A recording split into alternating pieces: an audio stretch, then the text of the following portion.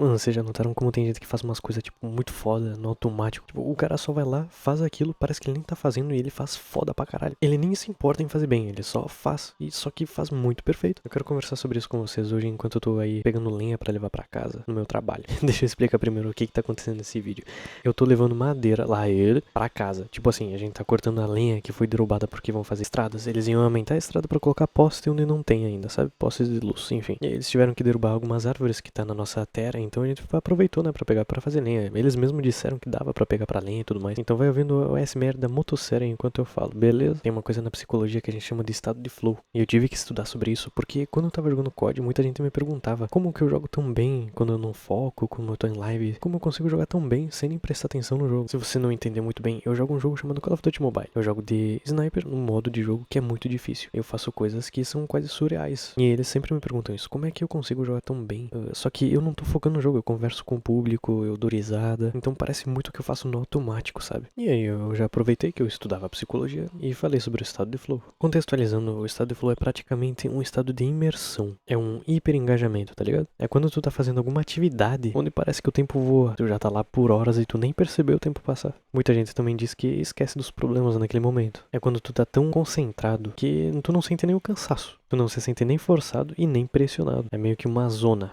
onde a gente se sente mais vivo, mais capaz. Eu vou dar um exemplo pessoal aqui do que aconteceu na minha vida. Bom, eu comprei uma moto, eu sou antissocial, eu não saio muito de casa. Juntando as três coisas, praticamente era impossível aprender a andar de moto. Por mais que eu tinha vontade de sair, eu tinha mais medo ainda de sair. E cara, aquilo simplesmente me parava, eu não conseguia sair de casa. Eu fiquei com tanto medo que quando eu comprei a moto, eu nem subi em cima dela. Eu fiquei uma semana sem nem subir em cima da minha própria moto. E eu liguei ela uma vez só. Eu deixei ela guardada por uma semana, porque eu não conseguia ver aquilo como algo, um ato de coragem, tá ligado? E aí depois que eu comecei a estudar o estado de flow, eu pensei, cara, realmente, na verdade eu só preciso deixar o estado de flow acontecer. Eu vou ver se vocês conseguem entender o ponto que eu quero chegar. Depois que eu percebi que eu precisava do estado de flow para poder andar de moto, as coisas começaram a ficar mais simples, porque por mais que eu tinha medo de sair, agora eu era obrigado por um motivo muito bom. Então eu pensava assim, pô, preciso sair de casa pra conquistar esse estado de flow. Isso me deu uma certa motivação de começar a sair de casa, porque eu entendi que o estado de flow, na verdade, ele só surge depois de prática. A gente precisa de prática e desafios que estejam alinhados às nossas competências. Ou seja, andar de moto me promovia um desafio, e o meu cérebro tem um conjunto de competências para conseguir lidar com aquele desafio. Só que, se o desafio era muito grande para minha competência, eu ficava ansioso e estressado. Com palavras mais simples, é como se eu não soubesse andar de moto, tá ligado? Como se eu estivesse no meio de um trânsito gigante sem nunca ter andado de moto na minha vida. Ou seja, eu não vou conseguir andar, eu vou ficar estressado, eu vou ficar ansioso, nervoso, eu não vou saber o que fazer. Isso vai me pressionar demais. O que quer dizer que eu não tenho competências, habilidades suficientes para lidar com aquele trânsito. Mas o contrário também é verdade. Por exemplo, eu já andava de moto, eu andava com uma bis, só que não no meio da cidade. Se eu continuasse agora com a moto maior,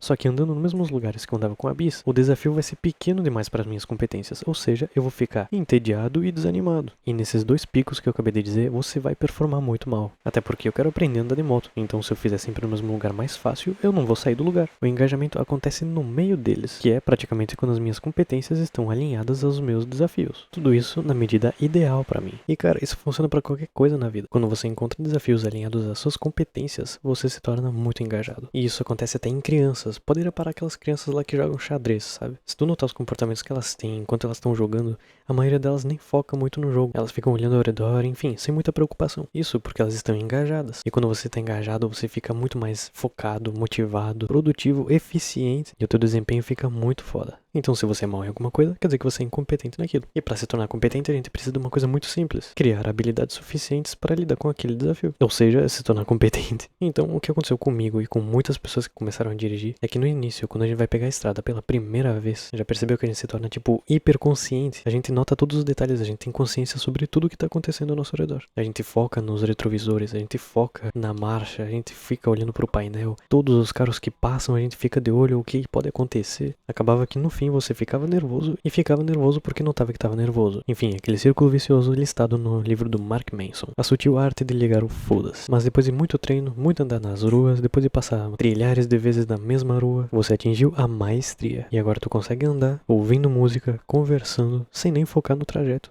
Ou seja, a nossa consciência pode ser inimiga do nosso estado de flow. Quando você ficava plenamente consciente do acelerador, da embreagem, do controle de tudo que estava acontecendo ao teu redor, você simplesmente dirigia mal. Então é quando a consciência desapega, quando o inconsciente pode fazer o papel dele, é aí que tu encontra a competência. Ou seja, para dirigir bem, você precisa de competência para entrar no seu estado de flow. E agora pode observar as pessoas que fazem isso. Até mesmo no treino na academia. Quem treina ouvindo música se sai muito melhor do que quem treina 100% focado. Eu sei, o foco é importante e tal, mas o estado de flow, ele consegue fazer isso por você. Enfim, quando a sua consciência estava 100% no comando, você dirigia mal. E conforme você foi treinando e se tornando competente, a sua consciência começou a compartilhar o comando disso tudo com outros processos do cérebro, processos inconscientes. É preciso desapegar. Mas o que isso tem a ver? O que eu quero dizer também para as pessoas que têm muita ansiedade, como eu, que ficar 100% consciente do que tu tá fazendo vai fazer com que tu se saia mal. Isso em qualquer área da vida, no relacionamento, na vida profissional. Quanto mais tu foca em cada detalhe, mais tu se sai mal. E coisas que você pode fazer pra melhorar isso, cara, é treinar. Por exemplo, pra mim o que eu tô fazendo é sair mais de moto de casa. Porque agora eu tenho uma motivação pra isso. Eu tenho que conquistar minha competência pra poder pilotar melhor. E em relacionamento, se tu focar no autoconhecimento, tu vai deixar as coisas fluírem também. E é literalmente isso que tem que acontecer. Você tem que deixar as coisas fluírem. Você necessariamente tem que desapegar das coisas. E isso funciona, cara, inclusive pra síndrome da escassez. Se você fica desesperado, por exemplo, porque tá sem dinheiro, quanto mais desesperado você fica, com menos soluções pra conseguir mais dinheiro você vai encontrar. Entende o que eu quero dizer? Na maioria das vezes, nossa consciência é a nossa inimiga. As pessoas que mais são felizes são aquelas que notam menos coisas. É aquela frase de que a inteligência mata a felicidade. Na verdade, é só porque pessoas inteligentes observam bastante. E essa característica de observar muitas coisas faz com que tu tenha 100% de consciência em tudo, o que te faz menos feliz. E agora que eu sei como é que o estado de flow funciona, eu vou conseguir usar isso pra muitas coisas na vida. E eu quero que tu reflita sobre isso também, cara, porque vale a pena. As pessoas que são muito boas no que elas fazem, normalmente é só porque elas passaram muito tempo fazendo aquilo. Então saiba, você é capaz daquilo também, cara. Eu espero que tudo que eu disse faça sentido pra você. Espero que tenha me entendido também. Por mais que meu sotaque atrapalhe muitas das vezes, eu gosto de deixar o mais claro possível pro povo que me assiste. E é isso, cara. Treine. Literalmente só faça. Você não precisa ser um bonzão pra fazer isso, não, cara. Começa, vai aos poucos. Com o tempo tu vai conseguindo. E qualquer dúvida, qualquer questionamento que vocês tiverem, que querem compartilhar comigo também, deixa aí nos comentários. Eu realmente gosto muito de falar sobre esse tipo de assunto. E claro, se tu gostou aí, pode se inscrever também, cara. Vai me ajudar bastante, mas só se você quiser, viu? Agradeço a todos e fui.